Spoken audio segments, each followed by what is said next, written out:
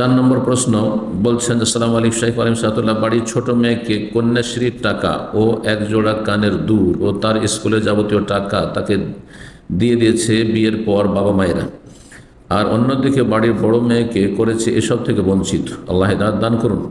নবী সাল্লাল্লাহু আলাইহি ওয়াসাল্লাম বলেছেন, ইত্তাকুল্লাহ ওয়া আদিলু বাইনা আওলাদিকুম, তোমরা আল্লাহকে ভয় করো এবং তোমাদের ছেলে মেয়েদের মাঝে তোমরা ইনসাফ সুবিচার প্রতিষ্ঠা করা।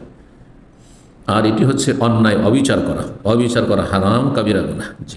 এইসব বাবা মায়েরা কাবিরা গুনাহে লিপ্ত। কন্যাশ্রীর কানের দুল কিছুই দেয়নি এবং কি সেই বড় মেয়ের বিয়ের আগে টিউশন প্রাইভেট ছাত্র পড়িয়ে অনেক উপার্জন করেছে, সমস্ত টাকায় বাবা মাকে দিয়েছে বা সংসার চালিয়েছে এবং এমনকি নিজের ভরণ পোষণ লেখাপড়া করিয়েই নিজে করেছে।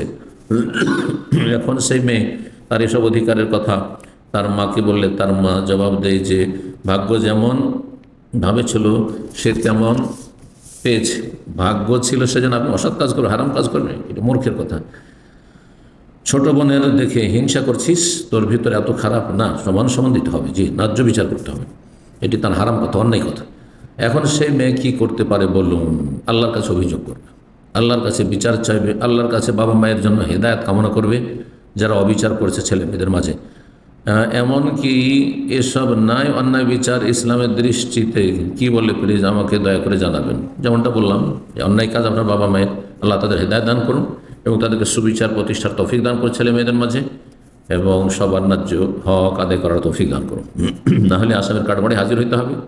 আল্লাহ রব যেমন ছেলে মেয়েদের, তেমন রব বাবা মায়ের, যেমন ছেলে মেয়েদের আল্লাহ হিসাব নেবেন এবং যদি হিসাব না দিতে পারি তাহলে জাহান্নামের শাস্তি দেবেন, তেমন বাবা মাকেও আল্লাহ হিসাব নেবেন এবং জাহান্নামের শাস্তি দেবেন যদি সেই পরীক্ষা পাস না করতে পারেন।